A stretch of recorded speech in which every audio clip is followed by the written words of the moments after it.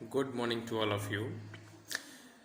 आज के इस वीडियो में हम लोग डिस्कस करने वाले हैं कि यदि हमारे पास कोई डाइपोल होता है और उस डाइपोल को किसी टू डायमेंशनल इलेक्ट्रिक फील्ड में रख दिया जाए तो उस डाइपोल के साथ कौन सी घटना घटेगी।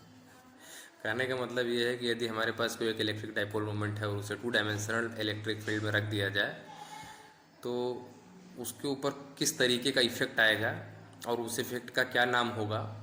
तो आइए हम लोग जान लेते हैं। पहले रख के देखते हैं कि अगर हमारे पास कोई डाइपोल मोमेंट है या डाइपोल है तो उसे इलेक्ट्रिक फील्ड में आइए रख के देखते हैं कॉपी पर कि जब रखते हैं तो उसके बाद उसके साथ क्या क्या होता है।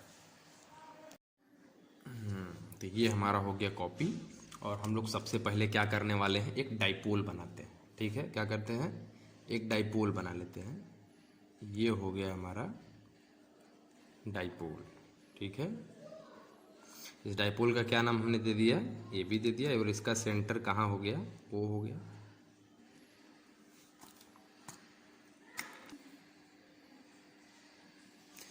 तो ये हमारा डाइपोल है और अकॉर्डिंग टू डिफिनीशन यानी कि जो हमें हेडिंग दिया गया है वो क्या है, हेडिंग ये है electric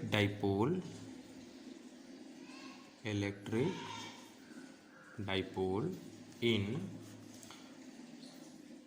uniform two dimensional electric field. आप ये ध्यान रखिएगा कि इलेक्ट्रिक फील्ड का जो डायमेंशन है वो कैसा है, टू डायमेंशन है। ठीक है, यानी कि इलेक्ट्रिक फील्ड ये जो डाइपोल हमारे ए बी है इसे जिस इलेक्ट्रिक फील्ड में रखेंगे that should must be in two dimensional, यानी कि प्लेन के रूप में ही होना चाहिए। अगर ये थ्री डायमेंशन होगा तो वो हायर केस हो जाएगा, वो आपके लेवल से ऊपर हो जाएगा। ठीक है, तो मान लेते हैं कि जो हमारा इलेक्ट्रिक फील्ड है ये मान लेते हैं इलेक्ट्रिक फील्ड लाइंस है। ठीक है, ये हमने इलेक्ट्रिक फील्ड लाइंस बना दिया। ये हमारा इलेक्ट्रिक फील्ड लाइंस हो गया और मान लेते हैं कि इलेक्ट्रिक फील्ड का डायरेक्शन क्या है, नीचे से ऊपर की तरफ है। ठीक है, तो ये इलेक्ट्रिक फील्ड की लाइन से हमारे डायरेक्शन हो गए।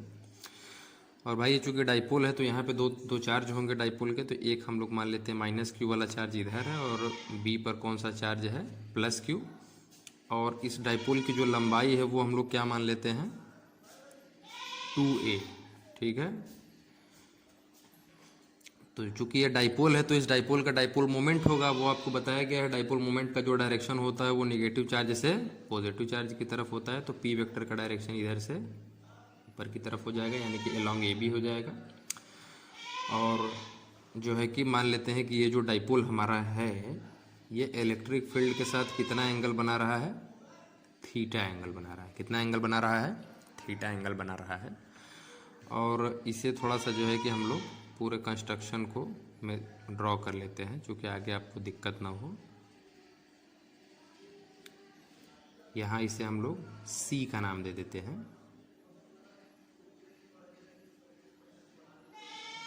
यानी कि BC पर हमने एक परपेंडिकुलर बस ड्रॉ कर लिया जिसका नाम क्या है, AC।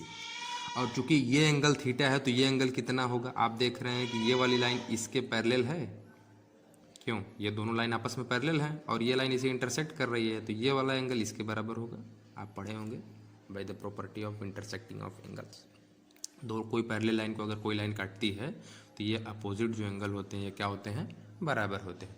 तो अब हम लोग करने क्या वाले हैं, देखिए समझिए। जब ये डाइपोल आप इस इलेक्ट्रिक फील्ड में रख रहे हैं तो आपको बताया गया है कि जब कोई चार्ज इलेक्ट्रिक फील्ड में रखा जाता है तो वो एक फोर्स एक्सपीरियंस करता है। क्या एक्सपीरियंस करता है, फोर्स एक्सपीरियंस करता है। और उस फोर्स की वैल्यू क्या होती है, charge into product of electric field होती है।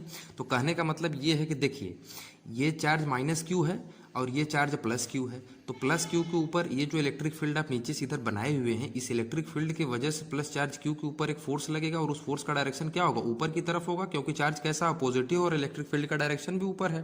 तो जो दोनों सेम डायरेक्शन में वर्क करता है तो ये जो है कि इसके ऊपर एक फोर्स लगेगा जिसका डायरेक्शन क्या होगा, ऊपर की तरफ होगा। ठीक, और ये माइनस चार्ज क्यू है, माइनस क्यू चार्ज, और इसके ऊपर भी तो एक फोर्स लगेगा, लेकिन इलेक्ट्रिक फील्ड का डायरेक्शन क्या है, माइनस क्यू चार्ज के लिए अपोजिट पड़ रहा है। क्यों, क्योंकि नेगेटिव चार्ज में क्या होता है कि इलेक्ट्रिक फील्ड इसके पास आती हुई दिखाई जाती है।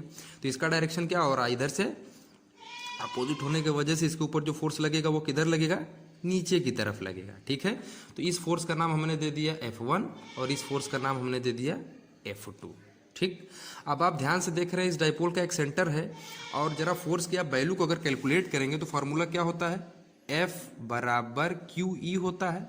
तो हम लोग पहले F1 निकालते हैं, तो F1 बराबर Q, चार्ज प्लस Q है तो यहाँ प्लस Q लिख दिया, इलेक्ट्रिक फील्ड सेम है तो E लिख दिया हमने, इसे इक्वेशन फर्स्ट मान लेते हैं। और इसी तरीके से F2 निकालेंगे, यानी कि जो फोर्स माइनस Q पर लग रहा है तो इसकी वैल्यू क्या हो जाएगी, QE। यहाँ हमने माइनस लगा दिया है आपको समझने के लिए, लेकिन अभी उसे हटा देंगे। तो आप क्या देख रहे हैं, दोनों चार्ज के ऊपर फोर्स तो लग रहा है और दोनों फोर्स बराबर भी है, लेकिन निगेटिव डायरेक्शन ये दिखा रहा है कि दोनों बराबर तो हैं लेकिन क्या है, अपोजिट डायरेक्शन में है, एक ऊपर तो एक इधर। तो अब ये हो क्या रहा है, देखिए एक नीचे से ऊपर की तरफ फोर्स लग रहा है, ऊपर से नीचे की तरफ लग रहा है, तो ये क्या होगा, डाइपोल अपने जगह से इस सेंटर ओ को सेंटर मानते हुए इस पर ऐसे रोटेट होगा। क्या होगा, ऐसे रोटेट होगा। और आप जानते हैं कि कोई भी बॉडी जब सर्कुलरली रोटेट करती है तो इसका मतलब उसके ऊपर एक टॉर्क लगना शुरू हो गया है, और उस टॉर्क की वैल्यू क्या होती है, product of either force and perpendicular distance between them. तो ये बॉडी चूंकि इसके ऊपर दो फोर्स लग रहा है, कपलिंग फोर्स लगने लगा, तो कपलिंग फोर्स में से किसी एक फोर्स की वैल्यू और इन दोनों फोर्स के बीच में जो परपेंडिकुलर डिस्टेंस हमने बना दिया हुआ है ये AC, ये क्या है, परपेंडिकुलर डिस्टेंस AC, इसका प्रोडक्ट ही क्या कहलाएगा, टॉर्क कहलाएगा। इसका मतलब ये है कि इस डाइपोल के ऊपर एक टॉर्क लगने लग रहा है जब इसे हम लोग 2 डायमेंशनल इलेक्ट्रिक फील्ड में रख रहे हैं तब। तो इसका मतलब ये है कि इस टार्क की कुछ वैल्यू होगी, हैं, तो टार्क की वैल्यू होगी कुछ। तो आप देख रहे हैं यहाँ पे कपल जनरेट हो रहा है। ठीक है, तो ये जो टार्क की वैल्यू होगी वो क्या होगी, therefore there exist a torque which tries to rotate the dipole in, भाई ये वाला ये नीचे से ऊपर की तरफ कर रहा है और ऊपर से नीचे, तो ये एंटी क्लॉकवाइज में इसको रोटेट करेगा। Tries to rotate the dipole in anti clockwise direction. ठीक है, ये क्या करना चाह रहा है, टॉर्क एग्जिस्ट हो रहा है इसके ऊपर और जो कि इसको एंटी क्लॉकवाइज डायरेक्शन में रोटेट करना चाह रहा है। तो कहने का मतलब ये है कि हम लोग जानते हैं कि जो टॉर्क की वैल्यू होती है, टॉर्क, उसकी वैल्यू क्या होती है, आप क्लास 11th में पढ़ चुके हैं, moment of the couple, moment of the couple. और इसका मतलब क्या होता है भाई, moment of the couple, couple मतलब जोड़ा, जोड़ा का मतलब ये जो दोनों जोड़े फोर्स लग रहे हैं इसी का हमें मोमेंट निकालना है। ठीक है, तो इसका मतलब क्या होता है, force into perpendicular distance between them.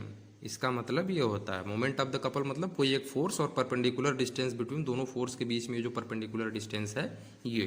तो भाई आप जो है कि ये थीटा है और ये जो है कि आपका क्या है, AC है और ये आपका हाइपोटेनस है। तो इस ट्रायंगल में हम लोग साइन थीटा ऑपरेट करेंगे। क्या करेंगे, साइन थीटा ऑपरेट करेंगे। तो यहाँ देखिए फोर्स है तो यहाँ पे हमने फोर्स लिख दिया, क्योंकि दोनों फोर्स बराबर होता है, टॉर्क के केस में क्या होता है, दोनों फोर्स बराबर होता है। तो यहाँ पे हमने F1 is equal to F2 is equal to F मान लेंगे। ठीक है, तो ये क्या हो जाएगा, फोर्स की जगह F हमने लिख दिया into perpendicular distance between them. तो परपेंडिकुलर डिस्टेंस बिटवीन देम क्या है भाई, AC है, तो यहाँ क्या हो जाएगा, AC हो जाएगा। अब हम लोग क्या करेंगे, बस AC की वैल्यू पुट करने वाले हैं।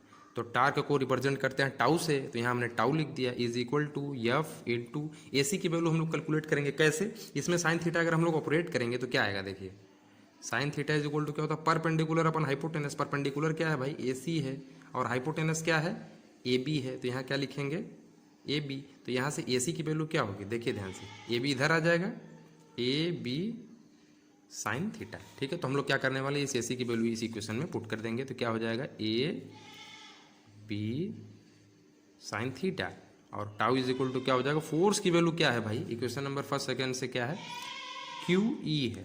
ठीक है, क्या है, QE है इंटू, और AB की वैल्यू क्या है, ध्यान दीजिए, देखिए AB ये वैल्यू क्या है, 2A के बराबर है। किसके बराबर है, 2A के। तो यहाँ क्या लिखेंगे, 2A इंटू साइन, ऐसा लिख सकते हैं हम लोग। तो टॉर्क बराबर देखिए अब क्या हो जाएगा, Q इंटू 2A को एक साथ हम लोग कर सकते हैं, और Q इंटू 2A को ही क्या कहते हैं, डाइपोल मोमेंट कहते हैं। तो इसकी वैल्यू किसके बराबर हो जाएगी, Q into 2A into E है, तो यहाँ E लिखेंगे इंटू साइन थीटा। तो टाउ बराबर, इसे पी कहते हैं, डाइपोल मोमेंट कहते हैं, पी ई साइन थीटा। और इसे हम लोग by the property of vector magnitude से क्या लिख सकते हैं, पी क्रॉस ई लिखते हैं। इसको क्रॉस प्रोडक्ट लिख सकते हैं हम लोग। कैसे लिख सकते हैं, क्योंकि क्लास 11th में हमें बताया गया है कि अगर ए क्रॉस बी होता है तो इसकी वैल्यू क्या होती है, ए बी साइन थीटा के बराबर होती है। तो ए बी साइन थीटा की वैल्यू ए क्रॉस बी के बराबर होगी। उसी तरीके से पी ई साइन थीटा है तो इसकी value P vector cross E vector के बराबर होगी। ये टॉर्क की वैल्यू है, ठीक है, जो कि इस डाइपोल के ऊपर लग रही है। अब इसका स्पेशल केस क्या है भाई, स्पेशल केस कुछ इसमें है कि यानी कि थीटा की वैल्यू के ऊपर टर्म करेगा, डिपेंड करेगा कि थीटा की वैल्यू क्या क्या है। तो उस केस में टॉर्क की वैल्यू मैक्सिमम और मिनिमम हम लोग कैलकुलेट कर लेते हैं। आइए देखते हैं, कैलकुलेट कर लेते हैं। तो केस फर्स्ट हम लोग देख लेते हैं। देखिए केस फर्स्ट में क्या है, if theta is equal to 90 degree, theta is equal to 90 degree. तो यहाँ से देखिए फिगर में theta is equal to 90 degree, ये कब है, ये कब होगा 90 डिग्री, यानी कि जो आपका ये डायपोल है वो एकदम इस तरीके से हॉरिजॉन्टल हो जाए और ये जो है कि इसका डायरेक्शन इलेक्ट्रिक फील्ड के साथ यहाँ पे कितना बन जाए, ये 90 डिग्री का हो जाए, यानी कि ये डायपोल जो आपका ऐसे है वो ऐसे हो जाए, ठीक है। तो इस केस में थीटा की वैल्यू 90 डिग्री होगी। और हम लोगों ने अभी भी पढ़ा है तो टाउ बराबर क्या होता है, पी ई साइन थीटा होता है। तो टाउ बराबर पी ई साइन 90 डिग्री होगा।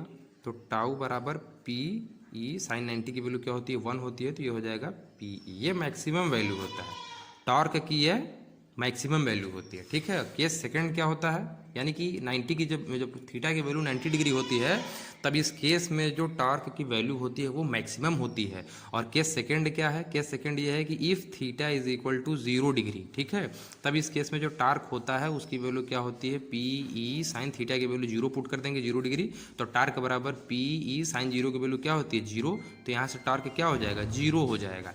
इसका मतलब ये है कि जब थीटा की वैल्यू 0 हो जाए, तो थीटा की वैल्यू 0 कब होगा, जब ये आपका डाइपोल हो वो किस डायरेक्शन में अलाइन हो जाए, along the direction of electric field हो जाए, ठीक है। तब इस केस में क्या होता है, टॉर्क आपका 0 होता है। और इस कंडीशन को क्या कहते हैं, स्टेबल इक्विलिब्रियम, स्टेबल। तो इसका मतलब यहाँ पे क्या है, ये कौन सा स्टेट होता है, स्टेबल इक्विलिब्रियम होता है। यानी कि डाइपोल जो हमारा इस कंडीशन में होता है वो किस स्टेट में होता है, इक्विलिब्रियम, स्टेबल स्टेट इसका होता है, स्टेबल इक्विलिब्रियम में होता है, ठीक है। और तीसरा केस थर्ड क्या है, देखिए केस थर्ड क्या है, if theta is equal to 180 degree, ठीक है। अगर थीटा की वैल्यू 180 डिग्री होता है तो इस केस में भी टॉर्क 0 होता है, लेकिन ये जो डायरेक्शन होता है इलेक्ट्रिक डाइपोल मोमेंट का वो ठीक अपोजिट हो जाता है। ये 180 आपको कब मिलेगा, जब ये पूरा इधर आए, यानी कि ये ऊपर वाला नीचे और नीचे वाला ऊपर, यानी कि इसका ठीक अपोजिट केस होगा। तो अगर ये स्टेबल इक्विलिब्रियम है और यहाँ पे जो निगेटिव वाला चार्ज ऊपर, पॉजिटिव वाला नीचे, तो ये अनस्टेबल इक्विलिब्रियम होगा, यानी कि मूव करके स्टेबल में भागने की कोशिश करेगा, ठीक है।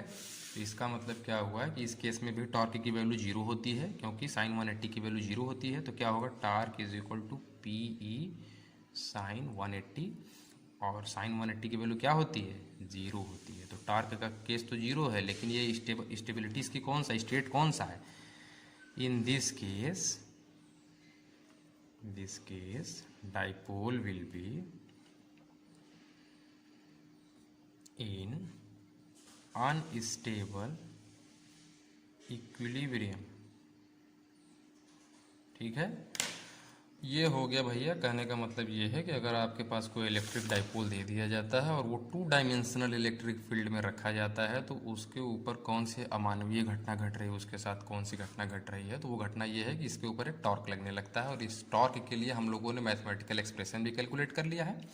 अब इस पे बेस्ड हम लोग, अब इस जो इतना हम लोगों ने पढ़ा है, अब इसके बेस्ड कुछ न्यूमेरिकल हम लोग सॉल्व करेंगे, उसके बाद फिर हम लोग पहुँच जाएंगे दूसरे टॉपिक पर।